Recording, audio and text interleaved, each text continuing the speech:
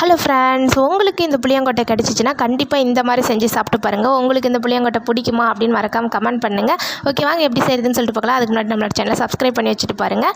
Okay, அடுப்பில் ஒரு பாத்திரம் வச்சுட்டு பாத்திரம் சூடானதுக்கப்புறமா நம்ம எடுத்து வச்ச புளியங்கொட்டையை நல்லா போட்டு வறுத்து எடுத்துக்கலாம். நல்லா மணம் வர வரைக்கும் வறுத்து எடுத்துக்கோங்க. வறுத்தது இந்த மாதிரி வரல் வச்சு ஒரு 2 தட்டு தட்டணுமா தானாக தோல் உறிஞ்சு வரும்.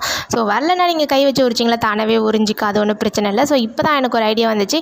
நம்மளோட குட்டீஸ் 2 வெட்டியாக தானே விளையாண்டுட்டு இருக்காங்க. ஸோ அவங்ககிட்ட ஒரு ஆக்டிவிட்டிஸ் கொடுக்கலாம்னு சொல்லி தூக்கிட்டு வெளியில் போனேன். என்னதுன்னு சொன்னாங்க. ஸோ இப்படி தாண்டா தட்டணும்னு சொன்னேன். நான் தட்டுறேன்னு சொல்லிட்டு 2 பேரும் சேர்ந்து உரிச்சிட்டாங்க தோலெல்லாம். ஸோ பாப்பா வந்துட்டு அந்த தோலெலாம் எடுத்து சமையல் செய்கிறேன்னு சொல்லி சமையல் செஞ்சு கொடுத்துட்டு இருந்தா.